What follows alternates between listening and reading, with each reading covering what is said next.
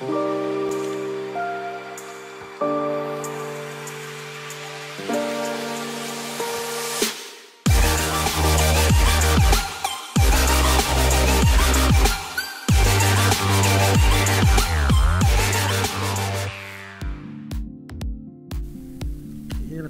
berikut ini sedikit analisis yang saya lakukan terkait dengan kejadian banjir di Luwu Utara. Jadi di sini saya mencoba untuk melakukan pemetaan area genangan banjir ya, menggunakan citra satelit. Nah, kalau kita gunakan data optis tentu wilayahnya pasti berawan semua atau ya putih, jadi tidak bisa kita deteksi genangannya di mana. Oleh karena itu kita harus memanfaatkan data radar, karena kemampuan radar ini yang memanfaatkan panjang gelombang mikro mampu menembus atau melakukan penetrasi terhadap awan. Nah, kebetulan data satelitnya tersedia hari ini, baru tersedia ya untuk data Sentinel Sentinel 1, yaitu perekaman tanggal 14. Jadi baru diupload saat ini sekarang tanggal 21. Oke, nggak apa-apa ya. Nah, jadi di sini saya mencoba melakukan pemetaan area genangan dengan teknik dua metode ya, dua metode, yaitu pertama metode Otsu, menggunakan algoritma Otsu ya, dan perbedaan backscatter. Jadi kalau menggunakan algoritma Otsu ini ya, pada prinsipnya kita melakukan klasifikasi berdasarkan nilai backscatter air. Jadi dari sini kita harus dari algoritma Otsu ini nanti akan menentukan thresholdnya atau ambang batas nilai backscatter air dan non air. Nah, jadi hal yang harus dilakukan pertama kali adalah kita melakukan masking terhadap badan air yang permanen seperti waduk, sungai, kemudian danau ya. Nah, gitu kita menggunakan data Hansen. Jadi kita menggunakan data Hansen, kemudian kita masking supaya kita hilangkan badan air yang sifatnya permanen, sehingga kita ingin dapatkan backscatter area genangannya saja. Ya, seperti itu. Nah, kemudian di sini kita lakukan proses penentuan thresholdnya menggunakan algoritma algoritma Otsu, sehingga kita dapatkan nih thresholdnya adalah minus 10 dB backschatternya, sehingga di bawah minus 10 ya biasanya air itu memiliki backscatter rendah ya, karena pancaran baliknya dia berlawanan arah dan tidak kembali lagi ke sensor, sehingga backschatternya biasanya rendah. Jadi di bawah 10 nih kalau kita cek di sini ya. Nah, sehingga kita hasilkan petanya seperti ini. Inilah area prediksi genangan banjir kalau menggunakan algoritma Otsu. Nah, sedangkan kalau ini menggunakan teknik perbedaan nilai backscatter ya. Jadi ini perbedaan nilai backscatter antara kejadian banjir, jadi tanggal 14 di set, kemudian dibandingkan dengan kejadian tidak banjir, kejadian tidak banjir. Nah, di sini kejadian tidak banjirnya saya plot di tahun 2019 di bulan yang sama ya, bulan 7. Sehingga nanti akan ketahuan penurunan nilai backscatter kalau misalkan di daerah tersebut banjir, ada genangan. Nah, biasanya kalau ada genangan nanti kan ada air, nah biasanya nilai backschatternya rendah. Kalau kita selisihkan maka nanti ini minus dia nilainya. Nah, jadi disinilah hasilnya. Ini adalah peta estimasi genangan banjir di Luwu menggunakan metode selisih atau perbandingan nilai backscatter. Nah, bagaimana cara membedakan atau menentukan mana teknik yang baik dan benar? Nah, tentu di sini saya mencoba melakukan perbandingan. Kebetulan saya mendapat beberapa informasi. Lapan telah melakukan pemotretan melakukan pengamatan dari citra spot di 3 site lokasi berbeda di daerah sana. Nah, sebagai contoh, ini adalah pengamatan citra spot saat banjir tanggal 17 ya. sebelah kirinya nih sebelum banjir. Jadi kalau kita lihat yang mana coklat-coklat ini adalah genangannya.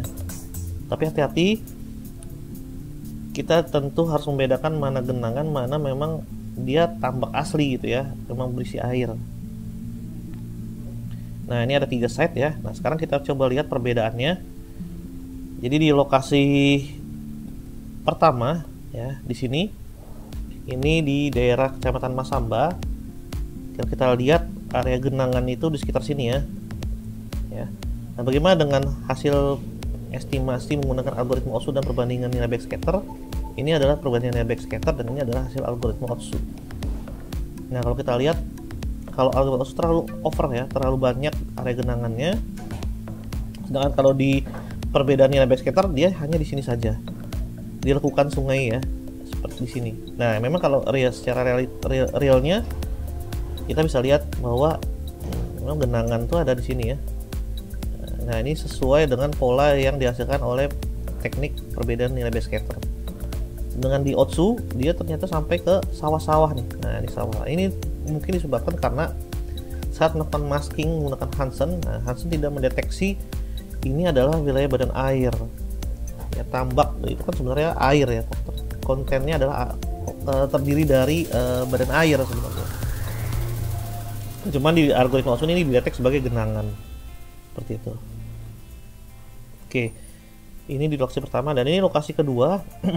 Nah, seperti ini banjirnya. Nah ini banjirnya adalah lokasi seperti ini ya. Nah, kalau kita gunakan perbedaan nilai backscatter, teknik perbedaan nilai backscatter seperti ini, lokasi banjirnya kita lihat ya. Ini sungainya di sini, banjirnya ya. Ini banjir lokasi yang memang bukan sawah ya.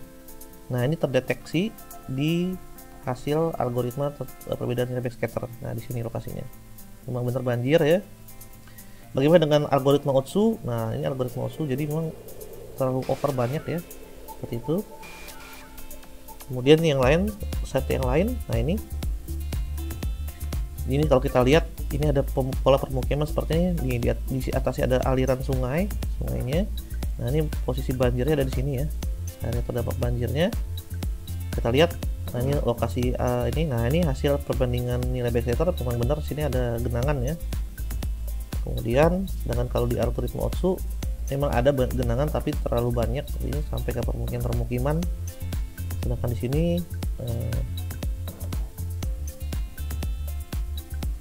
ya memang sebenarnya hampir ke pemukiman ya, seperti itu. Oke, jadi itu perbandingannya.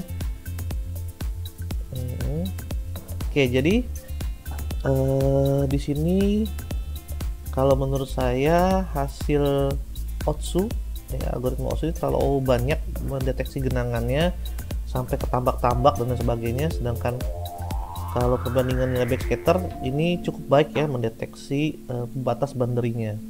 Nah tentu ini tidak bisa kita samakan karena pengamatannya beda ya. Ini tanggal 14, sedangkan yang ini tanggal rekaman tanggal 17 ya, menggunakan spot.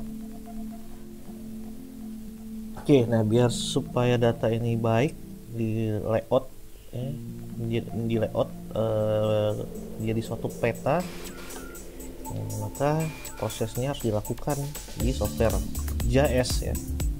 Karena di App Engine kita tidak bisa melakukan layouting. Jadi mau nggak mau kita harus download dulu datanya. Sehingga di sini saya coba tambahkan script untuk mendownload. Nah, saya namakan datanya adalah banjir. Ini deskripsinya adalah banjir Luwu. Ini kita boleh pakai spasi ya. Skalanya saya reduksi saja jadi 15 ya. Nah ini sesuai dengan ROI yang saya buat ya, seluas ROI. Kalau sudah image-nya ini tadi namanya bukan banjir ya, input datanya tadi flood. Nah flood ya, flood kemudian di run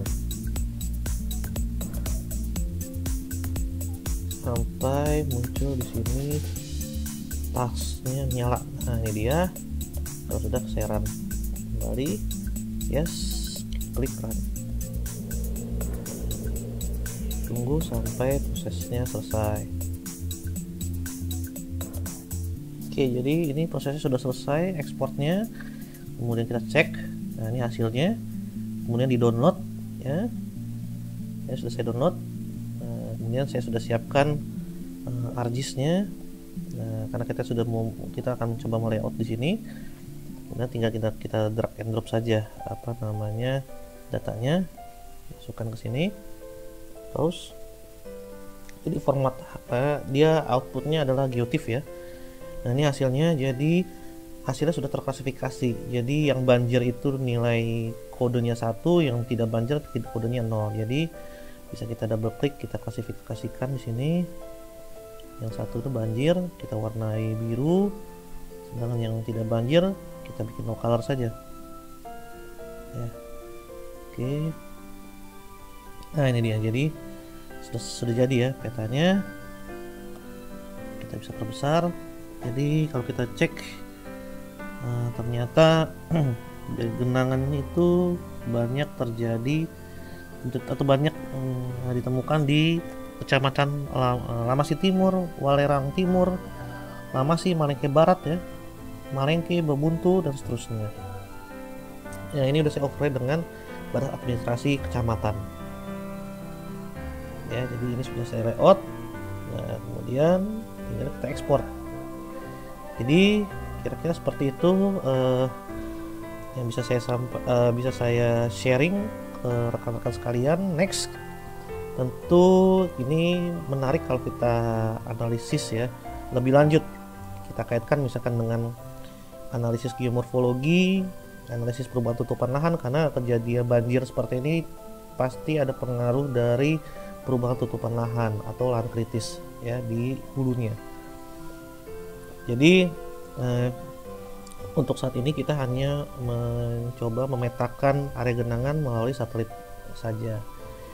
Oke, kira-kira seperti itu yang bisa saya sampaikan. Semoga bermanfaat. Terima kasih. Wassalamualaikum warahmatullahi wabarakatuh.